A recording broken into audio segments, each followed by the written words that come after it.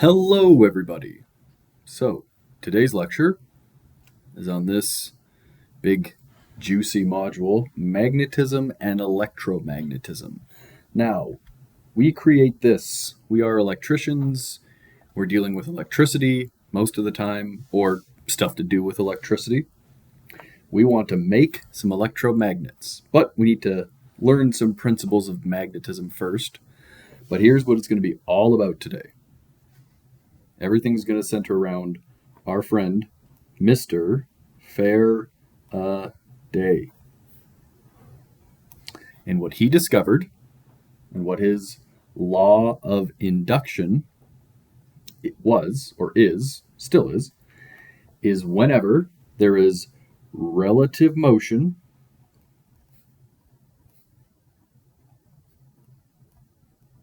between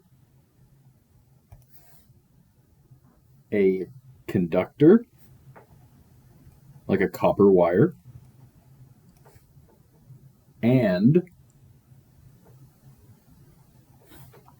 a magnetic field,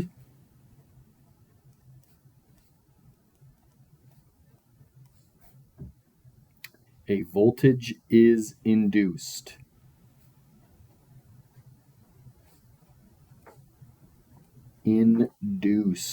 Indubitably induced.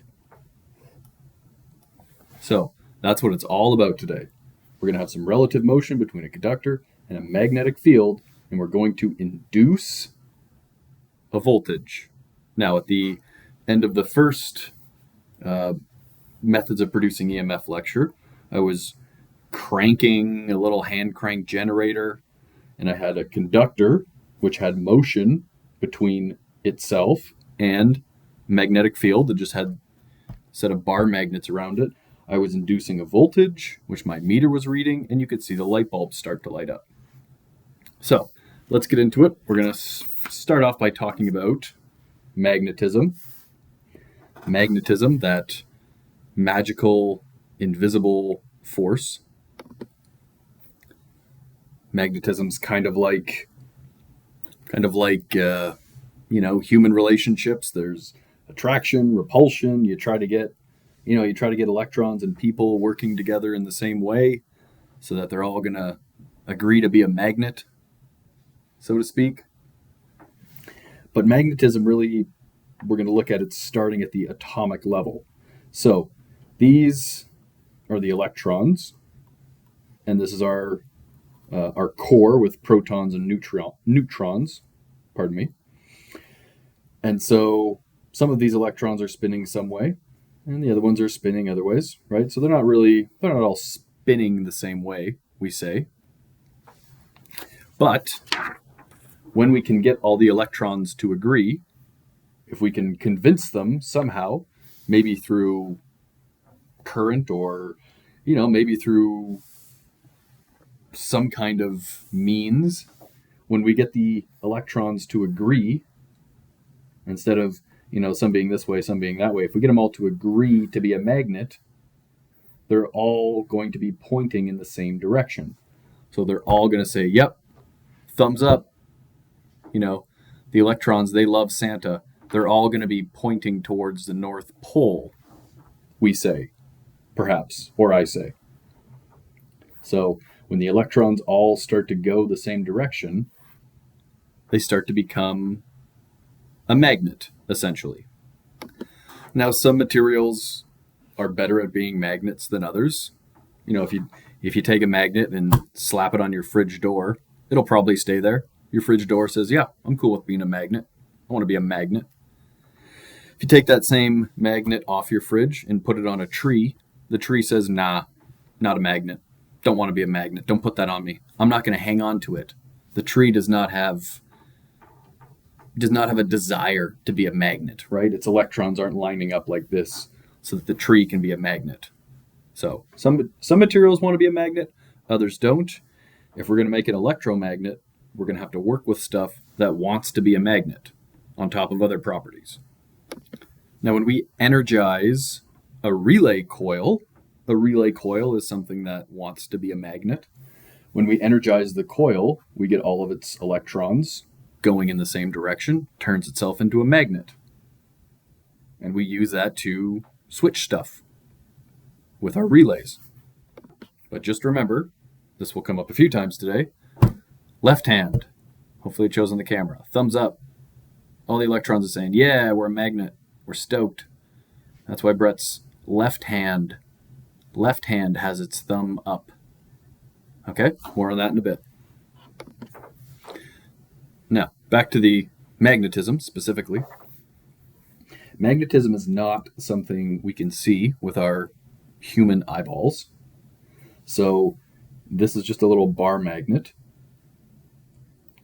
Now the reason or the way in which we can tell if a regular magnet has, or which part of a regular magnet is the north and south pole, is with a simple compass. So this is the south pointing needle. It will naturally go towards a south pole. Now if this magnet wasn't in the way, it would point towards the south pole of the Earth. But with this magnet, we can, just kind of toss iron shavings down. And iron likes to be a magnet. So get into a shaving form, throw it around this magnet, and we can start to see these invisible lines of force that this magnet is throwing out there. And it's grabbing some of these iron shavings, and it's using its invisible magnetic powers to put them in such an orientation. But on a regular magnet, once again, we need a compass or perhaps a labeled magnet to know which is the north, which is the south. Or if we're using electromagnets, a clever electrician will be able to figure out which pole is the north and which is the south.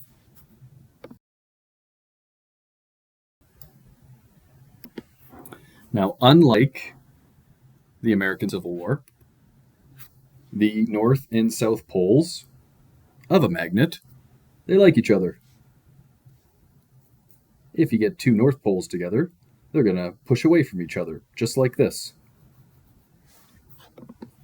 Now, just to demonstrate what I mean by that is I have two little magnets right here. They're grabbing onto each other. So one of these is the north pole, the other one's the south pole. But if I flip one of them, that means they have like poles. And I know that because the other way, they were attracted to each other. Now they're repelling each other. Right? The white magnet's giving the blue magnet the cold shoulder. Doesn't want anything to do with it. Now, these magnetic lines of force, they do not cross over each other. You're just going to have to take my word for it, since we can't really see them and I don't have iron shavings to throw around.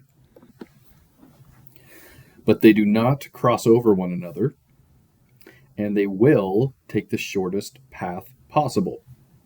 They're kind of lazy and non-confrontational, right? They're gonna get there as quickly as possible. They're not gonna go over here and be all, I'm gonna be a lackadaisical, maybe I'll go over here and come. No, they're just gonna go, this guy's going straight here.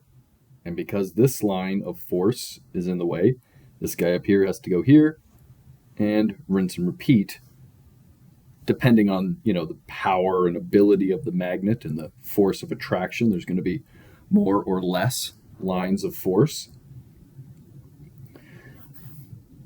But within each magnet, there's going to be magnetism inside of it, or lines of force. But going around it, as we saw with that picture with the iron filings, we have these lines of force going from north to south. But they won't be intersecting with one another. They're not going to cross over. They're very, very proper and non-confrontational like that. It's also good to know that magnets or magnetic lines of force can enter any type of material. It doesn't mean they make it into a magnet, but they can basically go through anything. So if you have a cell phone in your pocket or your cell phone just sitting somewhere, don't put a magnet on it. those lines of force will get into your phone and have a good chance of messing it up, or messing up parts of it, sometimes temporarily, sometimes permanently. But these are those magnetic lines of force. Now, those lines of force are called flux. And no, I did not just mispronounce a curse word. They're called flux. And the more flux a material has, the more flux density it has. It's kind of thicker in terms of magnetic flux. Kind of like if you've ever come across someone that is thick-headed, they might be referred to as dense. Same thing with magnetic lines of flux. More flux equals more flux density. Now, if a material wants to be a magnet, it'll say, yeah, give me some of that flux. I'm a big fan of flux. I would like to be a magnet. So if it wants to be a magnet, such as this soft iron here, we're going to say it has high permeability. It is permitting those lines of flux to go through it. It's saying, heck yeah, I want to be a magnet. I'm soft iron. I am very permeable to having flux go through me.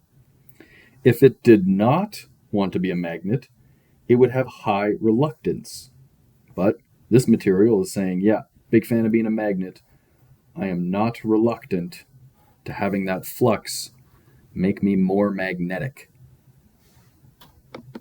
Versus the air, or the atmosphere of Earth, you could also say, but the air has a high reluctance path. The air doesn't really want to be a magnet.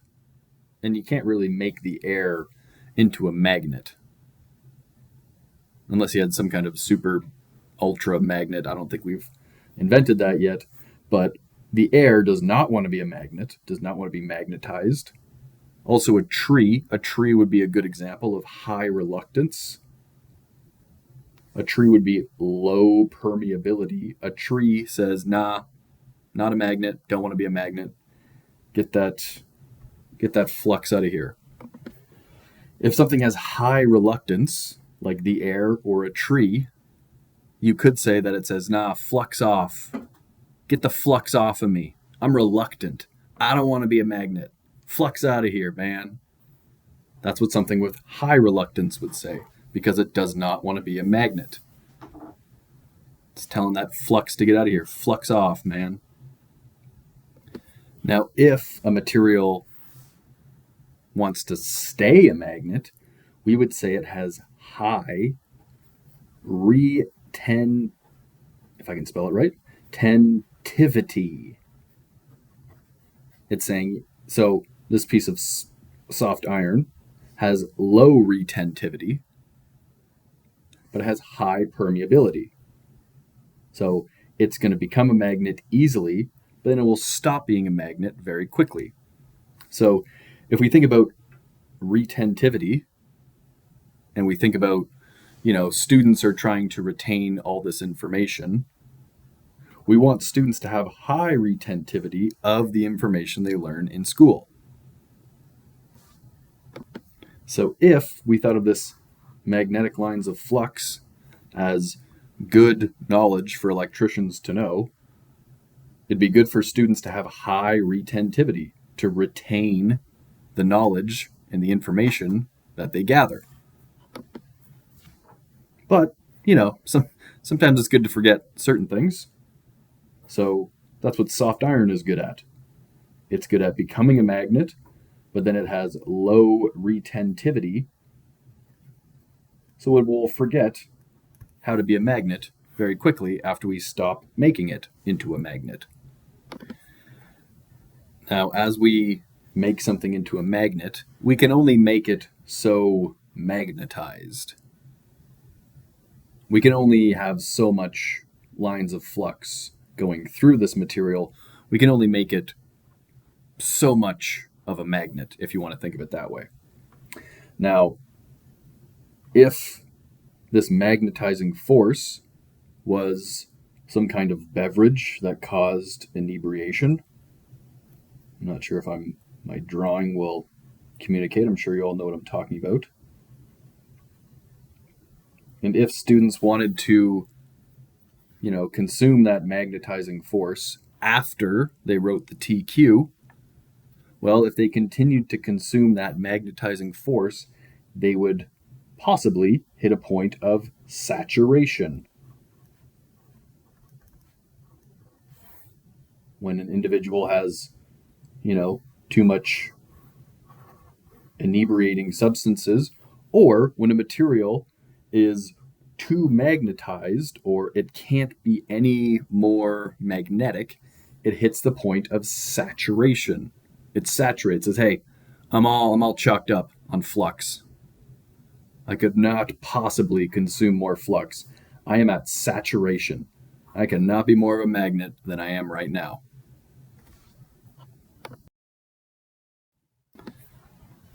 So, finally, let's start making some electromagnets.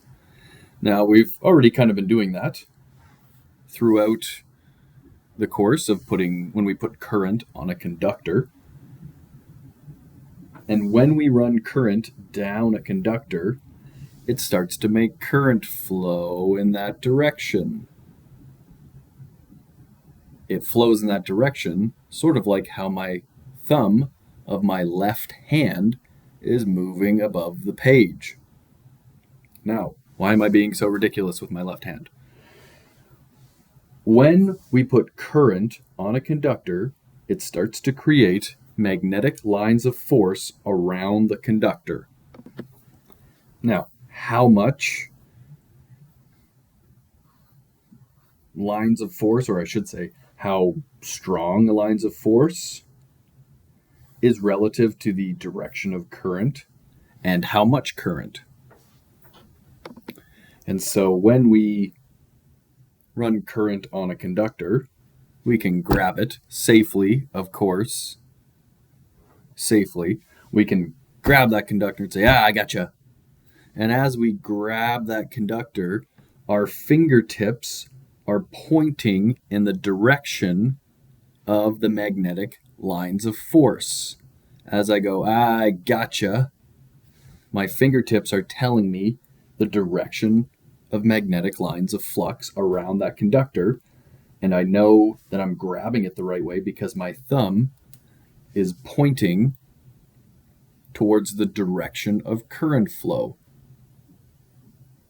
So maybe my source is over here and the load is over here. I would know that the current is flowing in that direction.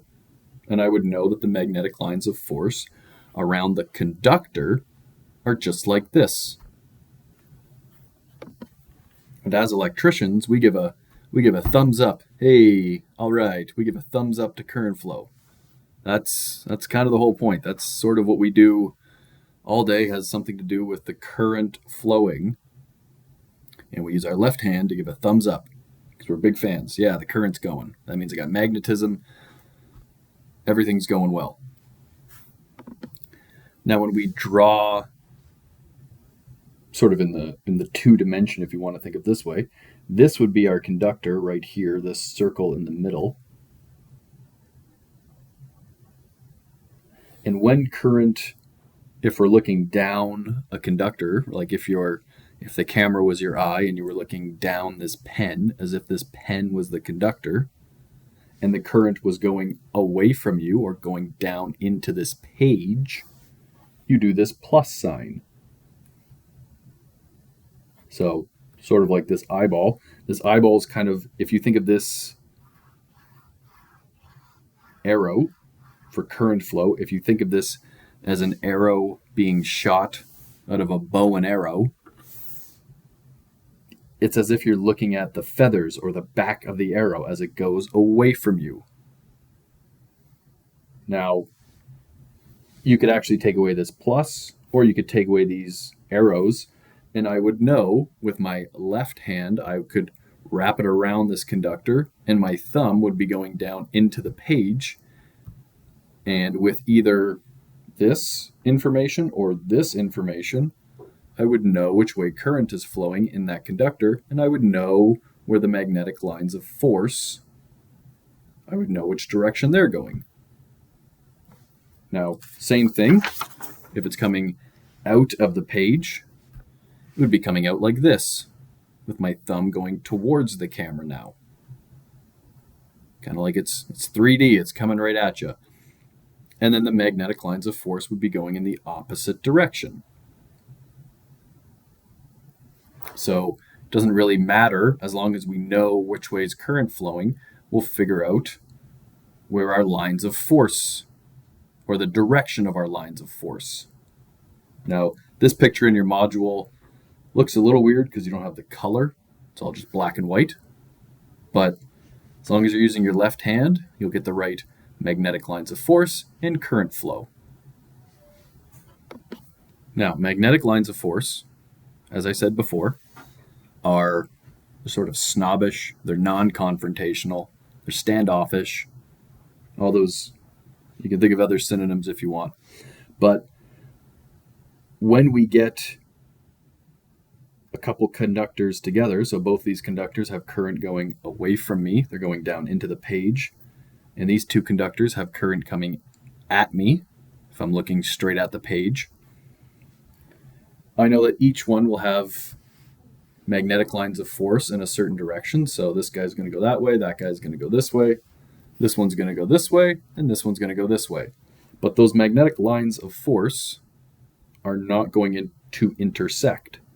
So they're not going to weave down through here, because then they'd run into these guys weaving up through here. They're going to go around everything.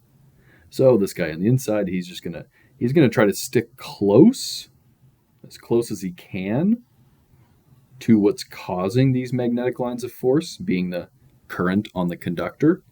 But it's not going to go through here, because then it's going to intersect with something. So they're going to go around it all. And then this line here is going to go around the inside line, and so on and so forth.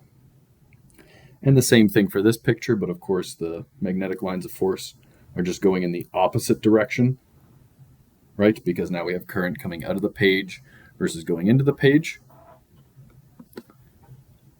Now, if we took that conductor and, you can take a pole and you can kind of wrap a conductor around that pole or something, or stick, and give it the shape of a spring, we call this a coil. Now, this is labeled north, this is labeled south. I know that that is true. I know that's true because sometimes I'm a clever electrician and I use my left hand once again. Now, if you're not sure which one is your left hand, put them both on the page like this, make an L. Hey, look at that. This one's my L. There you go. Okay, so that's my left hand. Sweet. Right hand, I'm going to put you away for now. You just hold a pen or something, do something useful. Left hand's got it. Now, my left hand, once again, my fingertips are going to follow these arrows, and my thumb is going to say, hey, thumbs up. I'm a big fan of Santa. I want to go to the North Pole. I'm saying thumbs up to Santa. I'm trying to hitchhike, go to the North Pole. I'm trying to get back to Canada because Santa lives in Canada. And I'm going to wrap my fingers the same way that these arrows are going. So here I'm going to wrap my fingers around like this, point to north. Right here, same thing. There we go. Wrap it around like that, point to north, and wrap it around like this and point to north. So now for a coil, my fingers are going to wrap in the direction that current goes. So going from negative to positive is how current is flowing, right? And so my fingers are going to follow that same direction, and the thumb now tells me which pole is north. So from negative to positive, it's flowing through like this. It's going around each turn. It's going through this coil. It's making a magnetic field. So I just wrap my fingers like that, North Pole. And then if we had this coil of wire around, I don't know, maybe a soft iron core, maybe, perhaps, foreshadowing. and the current's going to go from negative to positive. Okay, so my fingers are just going to follow the way current is flowing, and my thumb is going to point to north. Give a thumbs up to Santa. Santa lives in Canada. He's one of us. Right on.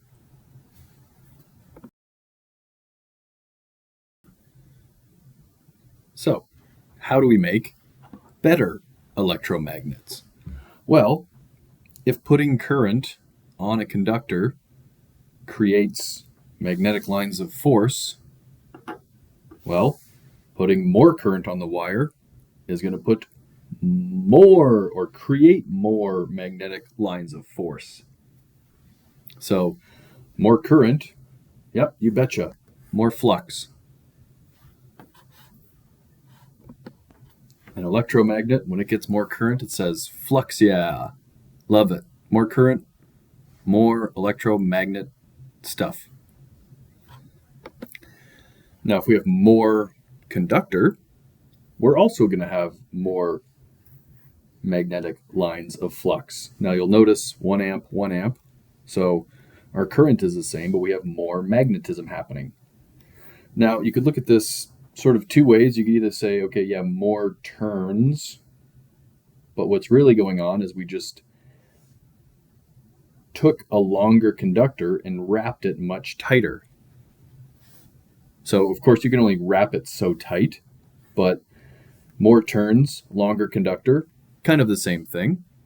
Either way, when you get more turns or a longer conductor, you're going to have a better electromagnet. And then we're going to have a better core.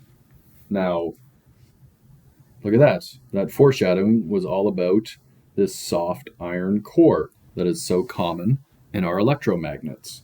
So just having, nothing in here or air, because the air will just fill the space.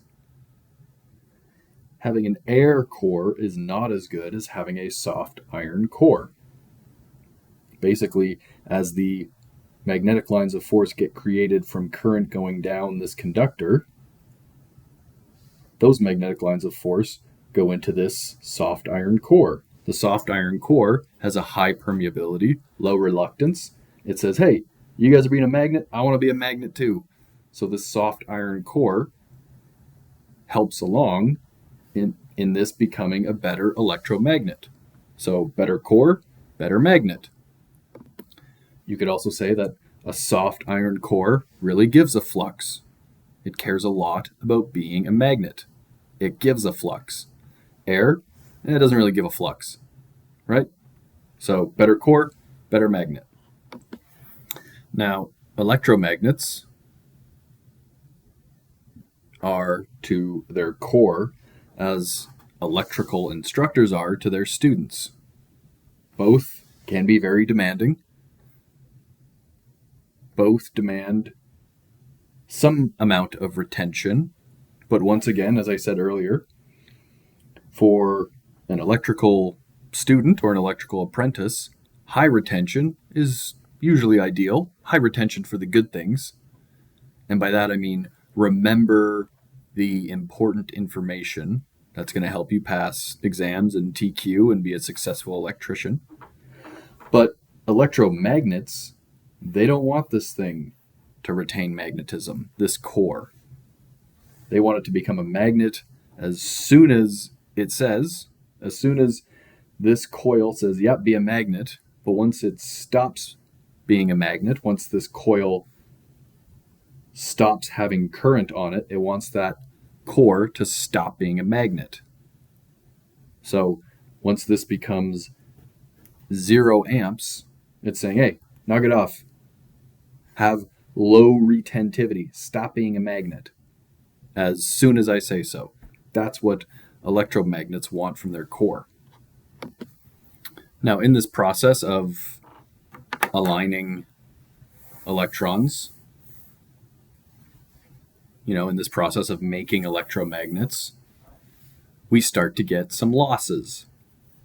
So with alternating current, which is, most of what we use, we're going to have these electrons flip and line up, and they're going to flip and line up, and they're going to keep doing that because it's alternating current.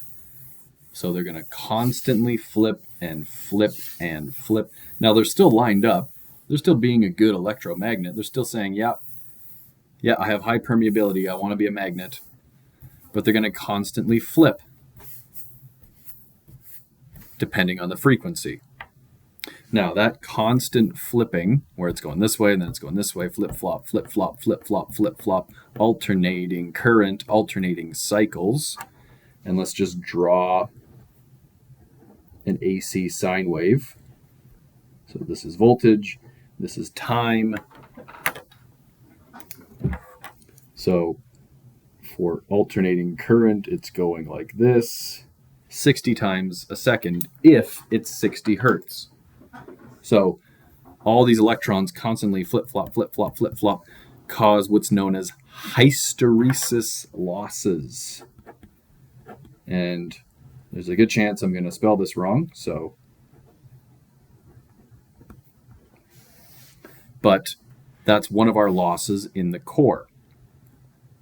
So we have our core that helps us become a magnet. When we run current on the coil, it turns the core into a magnet, which makes the whole thing an electromagnet. And those magnetic lines of flux going through the core line up these electrons, make it into more of a magnet, makes the magnet better. But because of this alternation, these electrons keep flipping. And that constant flipping causes hysteresis losses. Essentially heat from these atoms, or these electrons flipping. So that's one of our losses that happens within the core. Now, one thing that helps with those hysteresis losses is making our core out of silicone steel. Now, if you don't already know, steel is a combination of iron and carbon and some other stuff too. So if we add silicone into that mixture and we make silicone steel, we start to have less hysteresis losses. Basically, the silicone is dealing with that flip-flopping heat problem quite well. But the other half of our core losses are eddy currents. Now, what the heck is eddy? What is he doing in our core? Why is he messing up our electromagnet that we work so hard to create? Now, eddy is a contrarian.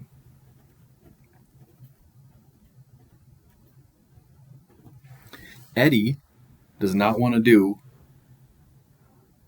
what we got going on, okay? Eddy is going to be the opposite to whatever current we have around or through this core.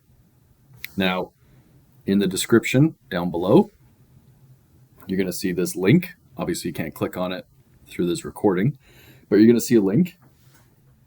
Click on that link. It's going to take you to a Monty Python sketch. In that sketch, John Cleese, or his character is called Mr. Barnard, John Cleese is our eddy. So, go ahead, pause this, click on that link, go watch that, and come back.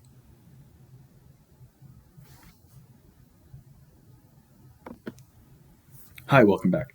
So, John Cleese, being Eddie, being the contrarian, not wanting to work with us, being a professional arguer, every time we try to make this core into electromagnet, the eddy currents develop within the core, and they start to just have this useless current circulating, causing more core losses. Now, once again, it's basically losses due to heat, but this one is specific to this eddy current circulating counter to what we want happening. Now, if we imagine Eddie as this individual in an open concept office, right? There's no walls or everything. Everyone's just sitting at their desks. And you get a bunch of John Cleese types. You get a bunch of Eddies just just being contrarian to everything that office is trying to do, well, you're not going to be very productive. You're going to have a lot of lost time due to all these people just standing around arguing. Right? Not very effective. So what we do to deal with all of these eddies is we put them in, essentially, cubicles. So we put these laminations, and each eddy gets put in their own little cubicle so they can't work together. And that's how we reduce our eddy current losses, is we just laminate this core. So now we have all these little pieces of silicone steel divided up with some plastic or whatever is an effective means of laminating the core. We divide up all these eddies, and now they're just talking to themselves, right? They're not making very much eddy current. They're not causing us, or that office, they're not causing it much grief by, all in one area arguing against what the magnet wants to do. They're all divided up. They're all in their own little cubicle. So these eddy currents aren't much of a problem anymore. Now, we still have a simple problem of, like I said earlier, too much magnetism is like too much beer, right? It starts to saturate the core. It'll saturate the core of a human being. The beer will. And the magnetism will saturate the core. So too much of either is not good. You should be smart about both. But we're talking about magnetism today, so I'm not going to give anyone, substance abuse advice in this lecture. We're just talking about electromagnets. So too much magnetism saturates the core, so we don't want to overdo it. So this is what it's all been leading up to. This is what it's all about today. Relative motion between a conductor and magnetic lines of force. Now, note that Faraday, that guy from the beginning, Faraday did not say move a conductor through magnetic lines of force. He did not say that. He did not say move a magnet around a conductor. He just said, hey, you get those things moving somehow, you can start inducing a voltage into that conductor. That's what Mr. Faraday is all about. He is all about inducing a voltage into that conductor. Now, if you cut 100 million lines of flux per second, you will get 1 volt. So, nothing really clever from me to say about that. That's just sort of how we make certain amounts of voltage. So if you're wondering how do you make 120 volts, well, you're going to have to cut, many more million lines of flux per second. But if you had, maybe stronger magnets, you would have more lines of force. So as this conductor cuts it, or as the magnet cuts the conductor, either way, or moves over the conductor, if you had more lines of force, the motion would just cause more voltage because there's more flux being cut because there's more lines of flux available. Now, if you also had more conductor, so maybe we had a conductor that went down and back and down and back and down and back and down and back, etc., etc. As it moves through the magnetic field, there's just so many more conductors cutting lines of flux. And if you could move this way faster, if you're just going as fast as you can, so much relative motion you can't even see it, you're going to make more voltage. All of those things are going to please Mr. Faraday even more. If you have stronger magnetic fields, if you have more conductor, and if you're moving it faster at a 90-degree angle. At a 90-degree angle, you're going to cut the flux in the best way possible. Now, we got another F guy, Mr. Fleming, and he also liked to use his left hand to figure out electromagnetism. So this is what he discovered with his left hand. Once again, L. Okay, yeah, that's my left hand. Wanted to make sure. Perfect. So Mr. Faraday's talking about relative motion between a magnetic field, and a conductor. And then Mr. Fleming said, love the stuff, Fairy. Love what you're talking about, Mr. Faraday. But here's what I'm looking at. You got your left hand. It's got stuff going on. It's pointing, sure. But Mr. Fleming said, if my thumb was the direction of the conductor or direction of the motion, so either the conductor's moving or the field is moving around the conductor, either way. And he said, Mr. Fleming, that is, and he said, yeah, I'm going to point to, from north to south pole. Well then, Mr. Faraday, I learned that that's the way current's going to go. That's what Mr. Fleming discovered. So, once again, motion, north to south, current. So, as that conductor moves through this magnetic field, this finger is going to stay there. Current is going to flow. But if we were to flip the whole thing and come down the other way, and then repeat that process, current is going to change direction each time we flip. Now, the motion is changing, of course. The north to south, our index, it don't care. That magnetic field is still going the same way. But our current is flipping. So at one moment, current will be flowing this way when my motion is going up like this. But if my motion went the other way, current is going to go out that way. So that is how we get alternating current. From this conductor going one way, from the motion being one way, and then the motion goes the other way. Current comes out this way, and then it comes out this way, depending on the motion of the conductor through that magnetic field. Up, down, up, down. And Faraday said, whoa, that's pretty cool. I'm stoked what you learned, Fleming, because there's still relative motion between a conductor and a magnetic field inducing a voltage. And since we have voltage available, we can have current flowing once we hook it up to a circuit. So that is Fleming's left-hand rule to do with the thumb, index, middle finger. Now, Mr. Faraday, that guy frickin' loves coils. He loves coils.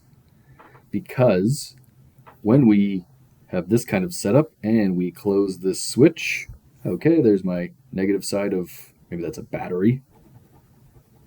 We get current flowing through this circuit. Okay, that's swell. And then we have current flowing here. And then we have current going down this coil. Okay, cool. This is just a simple series circuit. But now instead of a series resistive circuit, now we have this coil in our series circuit. So, as always, our old pal George Ohm's law still applies. So depending on the resistance of this coil and all this wire and the battery and so on and so forth, and depending on our supply voltage, will depend on how much current flows through here. But Mr. Faraday is so stoked on this coil because as current flows on this coil, the magnetic field is going to expand. And so because this magnetic field is expanding out from here, the motion of the expanding magnetic field is going to go past this conductor. A growing magnetic field going past a conductor pleases Mr. Faraday. He says, sweet, you have relative motion between a magnetic field and a conductor. That means you're going to induce a voltage. That's frickin' rad. I love that. So what's happening here is we're allowing current to flow. It's going to flow through this coil. The expanding magnetic field is going to induce a voltage on this turn, and it's going to keep doing that down all of the turns, or all of these sort of corners, and just throughout the entire coil. Now, eventually, after not much time, the current will get to a maximum through this coil. And so the magnetic field and the induced voltages, they'll get to a maximum as well. Unless you open this switch, then they'll stop being electromagnets and the magnetic field will collapse and there will be less. Eventually the current will hit zero. Then you close the switch and the current will go back up again, and it'll, the magnetic field will expand and induce a voltage, so on and so forth. But at the moment you close the switch, current starts to flow, right? We complete the circuit by closing the switch. As the current goes through this coil, this magnetic field starts expanding. And it's not just at these corners, it's really throughout the coil. And that expanding magnetic field moves past a conductor, which induces a voltage, so on and so forth throughout the whole coil.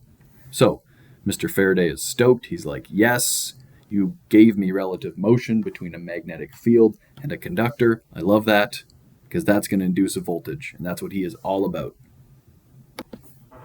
Now, Mr. Faraday is pleased. All that good stuff is happening. Then there's a guy named Lenz. He comes in. He says, "Whoa, hang up there, fairy," or "Hold up there, fairy." Not that he's insulting him. It's just his, the short form of Mr. Faraday. But Mr. Lenz would say, it's all well and good, Mr. Faraday, what you're talking about, but there's like the opposite thing happening when you got all these fields and current and all this magic happening. And what Mr. Lenz discovered is he said, okay, yeah, keep using your left hands, but notice this. We have this conductor, and it has current, going into the page. It has current going into the page, creating a magnetic field around it. Now, as more current goes into this conductor, the magnetic field grows. So with this conductor beside it, that magnetic field is going to grow past it. And so you could say either, the field's growing past it this way, the way my pen is pointing, which is the same thing as saying the conductor is being moved this way through the magnetic field.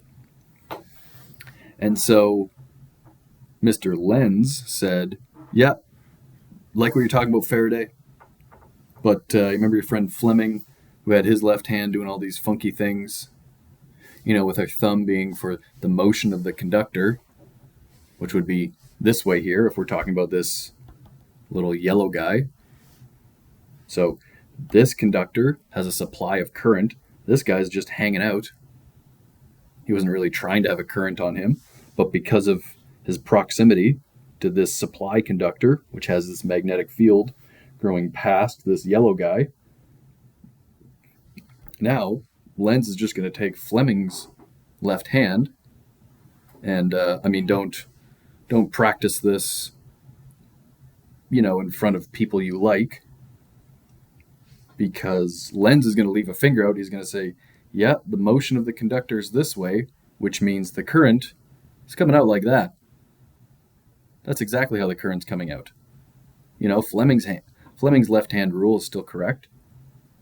So Lenz is saying, sort of an bit of a FU to Faraday maybe, but what Lenz is talking about is a counter EMF. So if Fleming's left hand is still right, and the motion of this yellow conductor is like this, that means the current is coming out of the page. So if the current is coming out of the page, our left-hand rule for conductors is still true. That means that the yellow conductor, or this one that has a yellow coloring, that means that its magnetic field around it is opposite. It is counter to the supply conductor. So that's smart guy Lenz coming in saying, yeah, you're all right so far, but you forgot about this counter EMF that's happening when we have, the same effect, when we have a relative motion between a magnetic field and a conductor. Now, if this was a 14-2 NMD90 wire, which I'll grab, and we had our live and identified wire, and this was our supply wire in this example. Well, it doesn't really matter that this counter EMF is happening because the current is going to be coming back on our identified wire. So, maybe sometimes this setup is not such a big deal.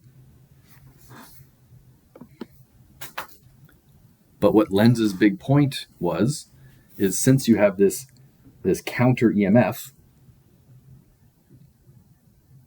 it's going to oppose this current to a degree because of this opposing magnetic field. These magnetic fields are fighting each other. They're counter to one another. So they're going to be fighting each other until we stop supplying current here. Because when we stop supplying this conductor with current, we get the opposite happening. For the same reason, except now this magnetic field is going to collapse. It's going to shrink on our supply conductor. So now the motion between the conductor and the magnetic field is going to go in the opposite direction. Now Mr. Lenz is saying, yep, I'm still right. Check out Fleming's rule. If the motion is that way and I'm using Fleming's left-hand rule, boom, now current is into the page. So now the magnetic fields are going to actually work together. And what we're going to see is the counter EMF, when we first turn a circuit on, the counter EMF is going to sort of slow down current getting to its maximum. But when we turn the circuit off, it's actually going to maintain the current in our supply conductor because of these magnetic fields. Now, Fleming, Lenz, Faraday, if you know all three of them, everything in this module just goes so much better, so much more easy to understand. Lenz is sort of the more difficult guy because he's taken what the other two know and he's building on it. But the collapsing magnetic field, if we just have motion going in the opposite direction to when we turn the circuit on or when we first apply the current to this supply conductor, and the magnetic field grows. So as it grows, this other conductor is going to oppose that magnetic field. But when we turn the circuit off, that field shrinks because now we're not sending current down this conductor. And so the field shrinking goes past this guy,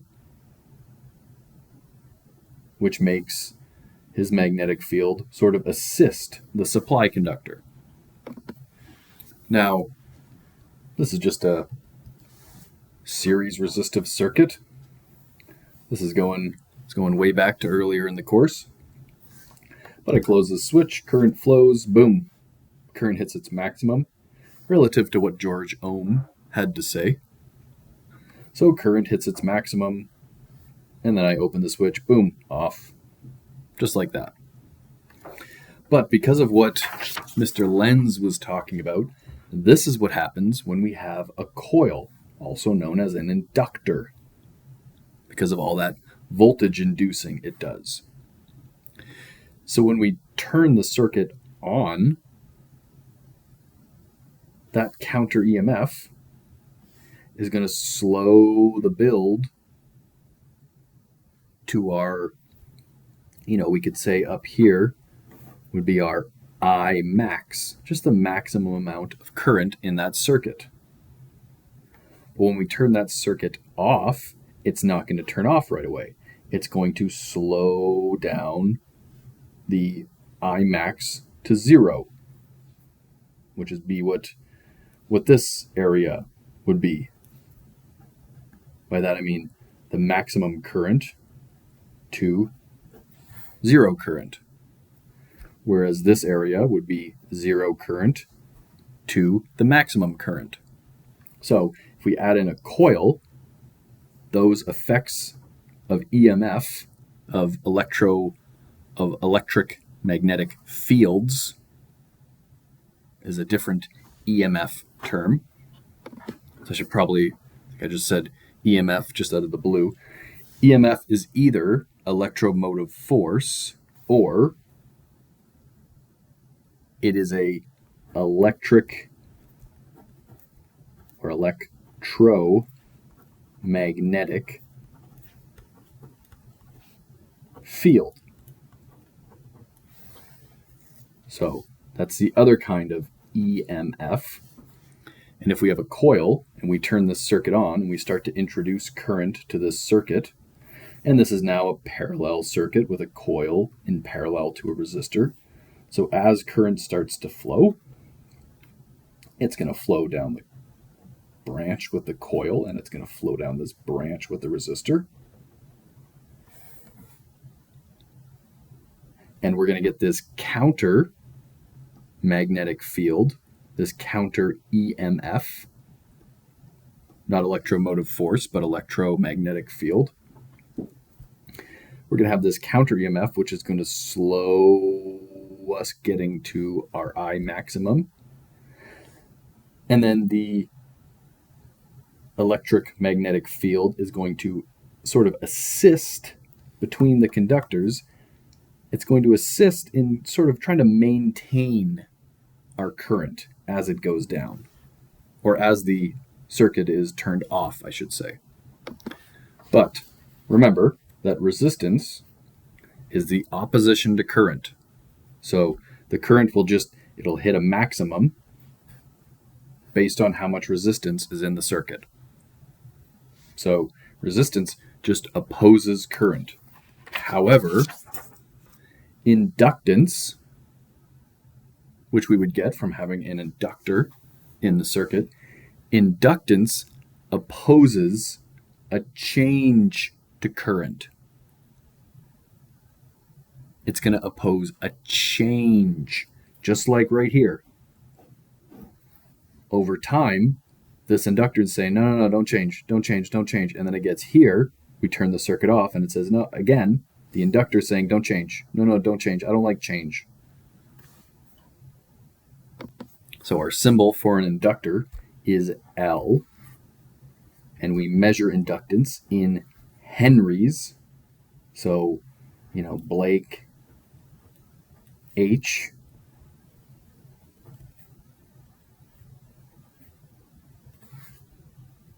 Now, Henry is he's a traditionalist. So traditionalists don't like change. So this inductor, this old fuddy-duddy, this old curmudgeon, right? We turn the circuit on. He says, nah, I don't like it. No. Don't bring all that current into here. The Henrys don't like to be current. They're traditionalists. They just want to keep it all the same. They want to oppose the new current. They want to oppose any change in current. So we turn the circuit on. It tries to fight back. Current hits its maximum. We turn the circuit off. And the Henry is all like, no, don't. I liked it there. So it tries to keep the current where it was until there's no more current in the circuit. So it opposes the change in current versus a resistor, which just straight up opposes current. Now, this formula is not in your module, so it should not be on any exams, TQ, anything of that sort. But I'm not going to put any numbers into this formula. This formula just tells you what is used to add up for inductance. or to calculate inductance. So number of turns in the coil, permeability of the core, and the area of the core. So a bigger core that is more friendly to being magnetized, or to the electrons lining up in the right direction, and the number of turns of the coil of wire is going to give us more inductance. Now, of course, if any of these increase, then inductance increases. It's very straightforward. So, I'll leave that on the screen for a second in case that formula helps you. You'll notice that the N is squared. So, the way we can affect inductance the fastest is more turns in the coil of wire because it's squared. So more turns in the coil is going to exponentially, because this is an exponent, it's going to exponentially increase inductance. Now, 1 Henry is going to be equal to a change of current inducing a voltage. So 1 Henry is equal to 1 amp changing over 1 second inducing 1 voltage. So when you get a change of 1 amp over 1 second inducing 1 voltage, you have 1 Henry of inductance. So Henry here would be the measurement of inductance. And of course, the symbol for inductance is an L. So when you have more change, you have more Henrys, you have more inductance. Is another way to look at it. Now, labeling for this type of thing, which I'll say what it is in a second, may be obvious, maybe it's not. The primary coil is just what we're feeding with our source. So, once again, if I close this switch, that's going to allow current to flow. That change in current is going to induce a voltage.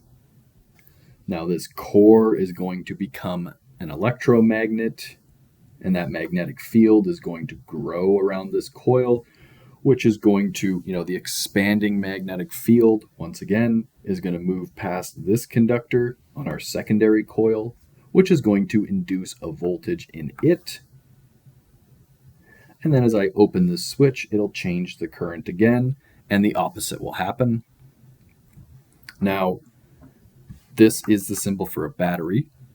So this is a DC voltage. So if I wanted to draw the sort of the voltage sign for DC, it would look like this. That's DC. It's steady. It's direct current. It's not flip-flopping and changing like alternating current is. So in order to cause a change in current on the primary coil, I have to close the switch and open this switch and close the switch and open it, etc. What a pain. I ain't got time for that. Why don't I instead feed my primary coil with an alternating current supply? So with that constant flip-flopping from positive to negative, etc., of alternating current, that's going to cause a constantly changing amount of current, right? It's going to go from positive to negative, just like Mr. Fleming showed us with his hand, right? This alternating supply has exactly that going on. So we're going to be constantly inducing a voltage into this secondary coil because that constant change in current from the AC supply is going to continue to induce a voltage into the secondary coil by constantly having that magnetic field expand and contract constantly. It's just going to keep expanding, contracting the magnetic field, constantly inducing a voltage into the secondary coil. Now, I talked about the number of turns being the thing that affects inductance the most. So, we use these in our chime units had exactly this. If I had enough turns in my coil of wire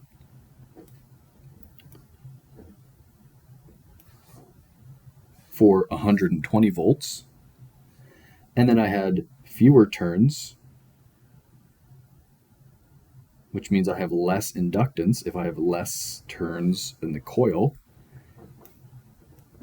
I could have myself a transformer. I could supply 120 volts with a certain number of turns of the coil. And I think this one's actually backwards there, the way I drew it. They should both be coming out like this. Or I could do the opposite. I could take 24 volts and I could transform it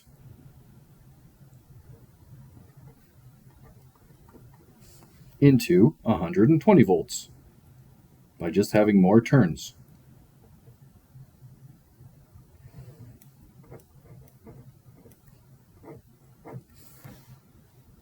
And that's exactly what's going on in our transformers. The world is filled with electrical transformers. If you're, in a house or an apartment, whatever, there's a transformer taking high voltage lines and stepping them down to probably 12240 or 12208 or whatever is in whatever is available at your residence, I should say. So that is magnetism and electromagnetism. I will say that this core is probably kept the same. We just have more turns of a wire.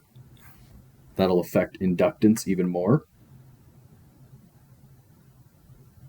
But once again, that's it for this lecture. It is a big one. It's a long one. Remember the 3 guys. And best of luck to you. Send your questions when you have them.